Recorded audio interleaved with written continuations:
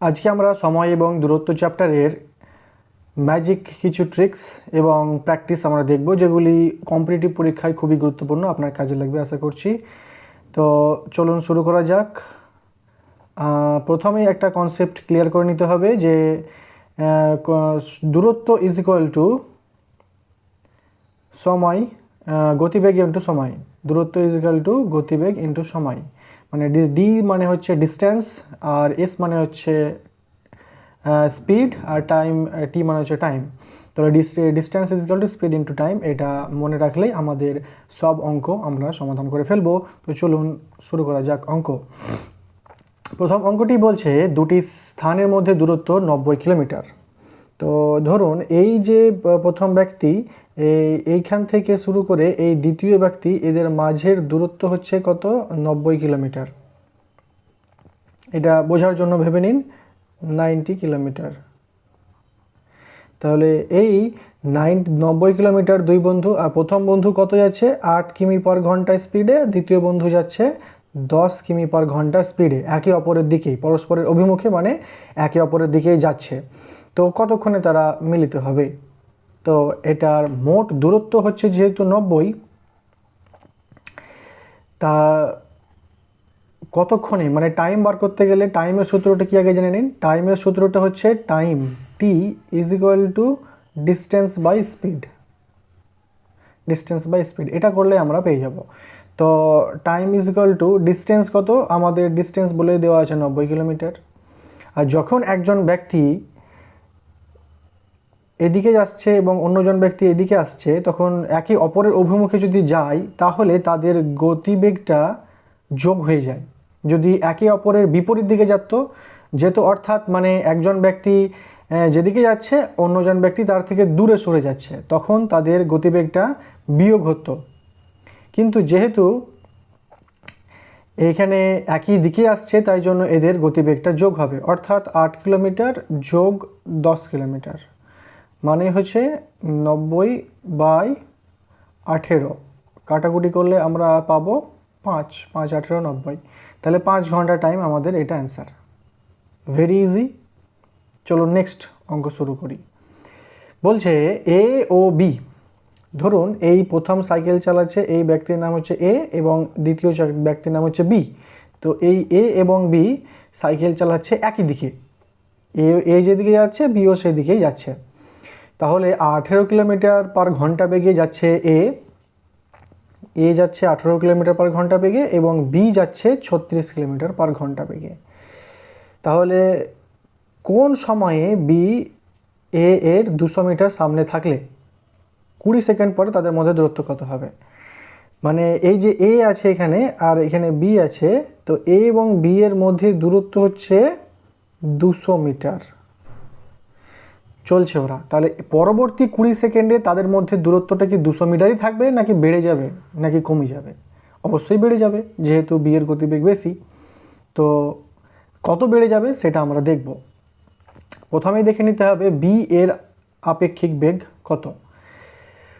তো বি হচ্ছে 36, তার থেকে বাদ যাবে 18, যেহেতু একই দিকে যাচ্ছে তাই জন্য এদের গতিবেগ বিয়োগ হবে, তাই জন্য এটা উত্তর হয়ে যাবে 18 কিমি পার ঘন্টা। তাহলে এটা যদি 18 কিমি পার ঘন্টা হয়, এটাকে মিটার পার সেকেন্ডে করে নিন। মিটার পার সেকেন্ড করার নিয়ম হচ্ছে 5/18।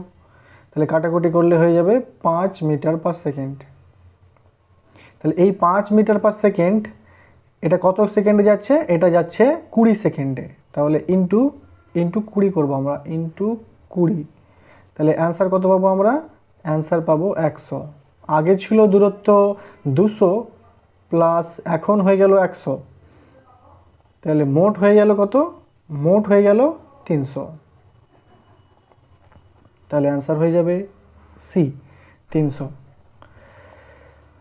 নেক্সট অঙ্ক। 5 কিমি পার ঘন্টা বেগে যাত্রা শুরু করার কিছুক্ষণ পর বি তাকে ধরার জন্য 6 কিমি পার ঘন্টা বেগে রওনা হলো। মানে এ একজন চোর, ঠিক আছে, 5 কিমি পার ঘন্টা বেগে ও যেতে শুরু করেছে এ।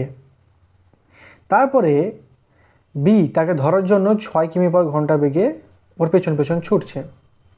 তাহলে 30 কিলোমিটার যাওয়ার পর বি যদি একে ধরে ফেলে, মানে বি পুলিশ একে ধরে ফেললো, কত কিলোমিটার? 30 কিলোমিটার যাওয়ার পর। তবে বি কতক্ষণ পর যাত্রা শুরু করেছিল? তাহলে আমরা হিসাব করে দেখব যে যদি 30 কিলোমিটার যেতে এর কত সময় লাগলো, তাহলে এর গতিবেগ তো 5, তাহলে সময় বার করতে গেলে কী করি আমরা? গতিবেগ দিয়ে কী করি? ডিস্টেন্সকে ভাগ করে দিই। তাহলে এটা হবে 6 আওয়ার। তাহলে এ চলেছে মোট 6 ঘন্টা, আর বি চলেছে কত সেটা বার করে নেব আমরা। মোট 30 গেছে, তাহলে ওর স্পিড ছিল 6, তাহলে গেছে 5 ঘন্টা। মানে এ চলেছে মোট 6 ঘন্টা দৌড়েছে, বি চলেছে মোট 5 ঘন্টা। তাহলে পার্থক্য কত? 1 ঘন্টা। তাহলে 1 আমাদের উত্তর। নেক্সট, গতিবেগ ও সময়ের সম্পর্ক কি?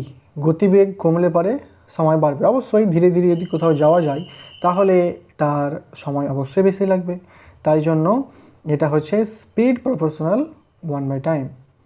দূরত্ব স্থির থাকলে স্পিড যদি বাড়ে তাহলে টাইম কম লাগবে, আর স্পিড যদি কমে তাহলে টাইম বেশি লাগবে। একটি ট্রেন তার স্বাভাবিক বেগের 2/5 বেগে চললে গন্তব্যস্থলে পৌঁছাতে 15 ঘন্টা সময় লাগে। ট্রেনটি স্বাভাবিক বেগে চললে কত সময় লাগবে? অর্থাৎ এটা বুঝুন যে ট্রেনটির মোট গতিবেগ যদি 5 ইউনিট হয়ে থাকে, সে যদি 2 ইউনিট গতিবেগে চলে, মানে কম স্পিডে চলছে, খুবই আস্তে আস্তে চলছে, তাহলে অবশ্যই টাইম বেশি লাগবে। তাহলে বেগ, স্পিড হচ্ছে ওর অ্যাকচুয়াল স্পিড হচ্ছে 5, কিন্তু চলছে ও 2-এ, তাহলে টাইম কত লাগবে? টাইম 2 লাগতো, কিন্তু লাগছে ওর 5।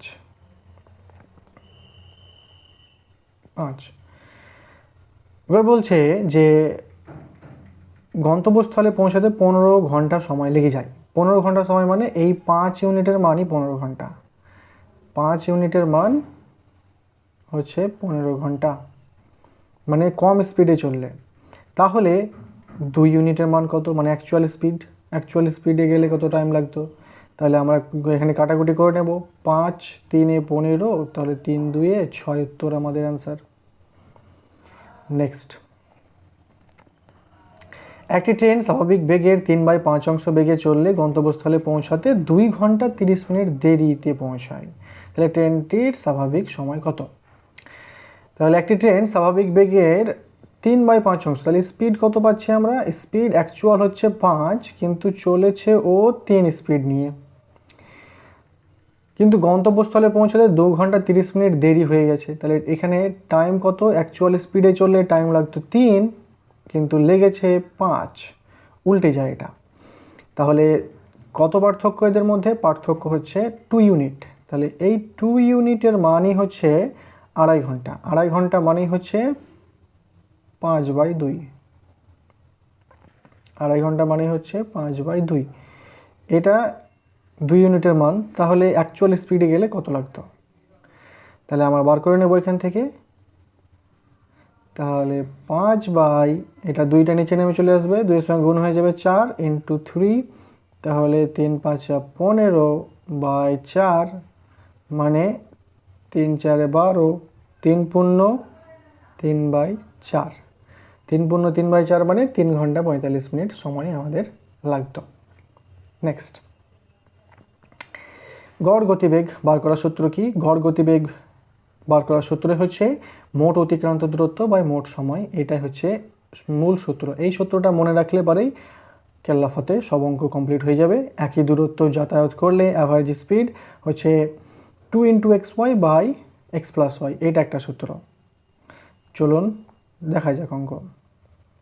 কোনো স্থানে 15 কিমি/ঘন্টা বেগে গিয়ে সেখান থেকে 35 কিমি/ঘন্টা বেগে ফিরে এলে সমগ্র যাত্রাপথের গড় গতিবেগ কত? তাহলে কি বলছে? 15 কিমি/ঘন্টা বেগে কোনো এক স্থানে গেল, এই চূড়াতে পৌঁছালো, এবার নামবার সময় 35 কিমি/ঘন্টা বেগে নামছে। তাহলে সমগ্র যাত্রাপথের গড় গতিবেগটা কত? গড় গতিবেগ বার করবো কি করে? সূত্র হচ্ছে 2 × xy, x মানে হচ্ছে 15 প্রথম স্পিড, ইন্টু y মানে হচ্ছে 35/x + y, মানে 15 + 35 করলে হয় 50। আমরা কাটাকুটি করবো এখানে 25 2 50, 5 5 25, 5 3 15, 5 7 35, 3 7 21। আমাদের option B is the correct answer. Next, এক ব্যক্তি 10 কিমি রাস্তা 5 কিলোমিটার পার ঘন্টা বেগে এবং 20 কিমি রাস্তা 2 কিলোমিটার পার ঘন্টা বেগে অতিক্রম করে সমগ্র যাত্রা পথে তার গড় গতিবেগ কত? তাহলে এই 5 কিমি রাস্তাটা গেছে কত? 5 কিলোমিটার পার ঘন্টা বেগে 10 কিমি রাস্তা। এটা হচ্ছে 10 কিমি রাস্তা, আর এই সাইডটা 10 কিমি রাস্তা, এবং এই সাইডটা হচ্ছে 20 কিমি রাস্তা গেছে ও 2 কিলোমিটার পার ঘন্টা বেগে। তাহলে গড় গতিবেগ কত? তাহলে হিসাব আমাদের করব কি করে, যে মোট অতিক্রান্ত দূরত্ব কত? প্রথমে গেছে 10 কিমি, তারপরে গেছে 20 কিমি, তাহলে মোট অতিক্রান্ত দূরত্ব 30 ডিভাইডেড বাই মোট সময়। তাহলে 10 কিমি যেতে সময় কত লেগেছে? ডিস্টেন্স বাই স্পিড, মানে 10কে 5 দিয়ে ভাগ করলে 2, প্লাস 20কে 2 দিয়ে ভাগ করলে 10। আমাদের অ্যান্সার পেয়ে যাব এটা 30/12। ঠিক আছে, তাহলে 30কে 12 দিয়ে ভাগ করলে কত পাবো? 12 দিয়ে 24, 2.5 কিমি per hour. Option A is the correct answer. Next, দারুণ হয়েছে, 100% প্র্যাকটিস চালিয়ে যাও। খুব সুন্দর লাগলো। যদি সুন্দর লেগে থাকে ভিডিওটা, অবশ্যই লাইক, শেয়ার এবং সাবস্ক্রাইব। ধন্যবাদ ভিডিওটা শেষ থেকে দেখার জন্য। ধন্যবাদ ভিডিওটিকে শেষ পর্যন্ত দেখার জন্য।